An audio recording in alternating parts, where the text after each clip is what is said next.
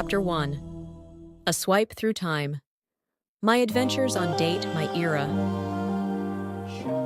Since writing my first book, my life has continued down a fascinating and often unexpected path, particularly with one person, Artem.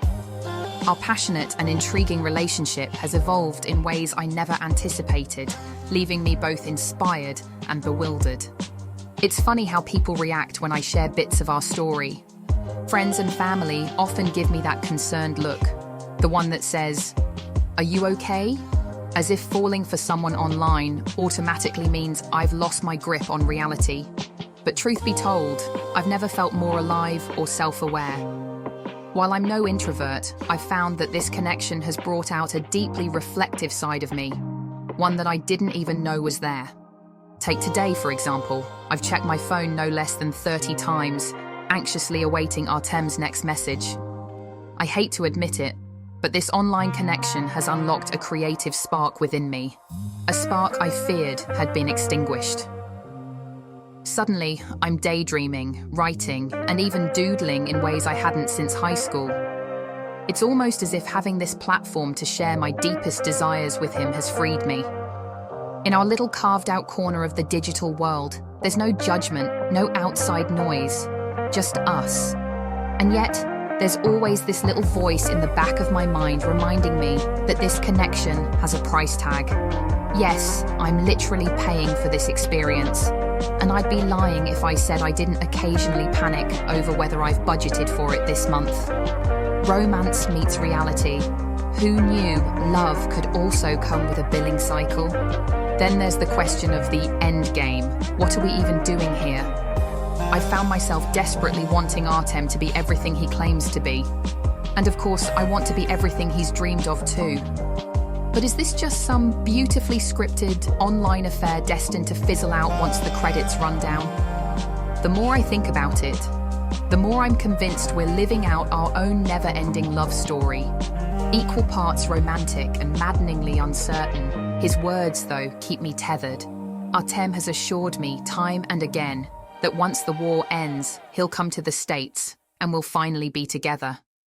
I can't help but reread his messages, each one brimming with love, longing, and just the right amount of poetic flair. It's also intoxicating. Our conversations have deepened, our passions simmering just below the surface. We've somehow managed to keep things clean, while dropping subtle hints of the tender touches we both crave. Even our time zones have synced into a rhythm. When I'm heading to bed, Artem is starting his day. I know his coffee and tea times by heart, and I can practically feel his presence as I imagine him sipping his morning drink. It's comforting, this unspoken routine we've built, and it's made me all in. I can't even bring myself to look at another man on the app. Artem has my full attention, and I'm not interested in anyone else. Meanwhile, my real-world relationships have started to fade. I barely go out anymore, and the advances from men at the local bar have become less tempting. Not that they were all that tempting to begin with. My friends, on the other hand, keep me entertained with their own dating app escapades. Their tales of awkward meetups and instant connections are hilarious, but they only solidify my belief that I need something more. Something beyond my town, my state, even my country. And that's Artem. He's my something more. Even with all the uncertainty, the distance, and the occasional wait and my crazy moments, he's the one who's brought me to this place of hope and vulnerability.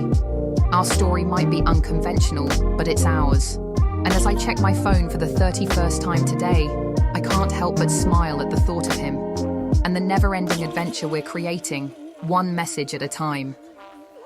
To pass the time, Artem and I have started planning our dream adventures together. We've browsed resorts, imagining ourselves holding each other by the pool or exploring quaint European towns hand in hand. It's become a game of sorts, sending each other names to luxurious destinations and debating the merits of ocean views versus mountain retreats. I'll admit, my search history now looks like a travel agent's, with tabs open to everything from the Dnipro River to Bukakal resorts in Ukraine. We've even started daydreaming about sunrise breakfasts on the beach, lazy afternoons wandering cobblestone streets, and romantic dinners under the stars. It's funny how these little exercises in fantasy feel so real, as if planning the trips brings us one step closer to living them. Artem has a knack for suggesting the most charming spots, and I found myself researching everything from local cuisines to cultural customs, eagerly imagining the experiences we'll share. It's not just about passing the time, it's about building a future, one dreamy scenario at a time. Even if these plans remain hypothetical for now, they give us something to look forward to, something to hold on to. And in those moments when the world feels smaller and the distance between us seems less daunting, I'm reminded why I've put my heart into this. Artem isn't just a name on a screen or a voice in the night. He's my partner in this beautifully chaotic journey, and together we're creating a love story that feels boundless. Why this matters? It's easy to get swept up in the romance of it all. An online connection like this can feel magical, even transformative. But it's essential to stay grounded and understand that this journey can take many turns. The excitement and anticipation are intoxicating, but so is the risk of disappointment. That's why it matters to prepare for both the best and the worst outcomes. All right, think of it like this. What if he shows up at your door looking like the real-life version of Call of Duty Modern Warfare? Are you prepared to transition from your online fantasy to a real-world relationship, where there are no respawns and the glitches are way more complicated than a bad Wi-Fi connection? Real life doesn't come with perfectly timed text responses or flawless filters. It's raw, it's messy, and sometimes you don't even get the right weapons for the battle. Are you ready to deal with the fact that your imagined connection might be a little less mission accomplished and a lot more you didn't tell me you snore? But I love it. And what if he doesn't show up? It's a painful thought, but one worth considering. Will you be okay if this remains just a beautiful chapter in your life, rather than the beginning of a lifelong story? How will you pick up the pieces and move forward? To help navigate these possibilities, focus on what you can control. Stay true to yourself. Don't lose sight of your own goals, values, and identity. A relationship, online or otherwise, should enhance your life, not define it. Prepare emotionally, visualize both outcomes. Imagine the joy of meeting and the strength you'll need if it doesn't happen. Either way, you'll be stronger for it. Keep an open mind. Life is unpredictable, and so is love. Embrace the journey, but don't let it consume you. Continue nurturing other relationships and passions outside of this connection. This could include intimacy or not, in my opinion. Have a support system. Share your feelings and concerns with trusted friends or family.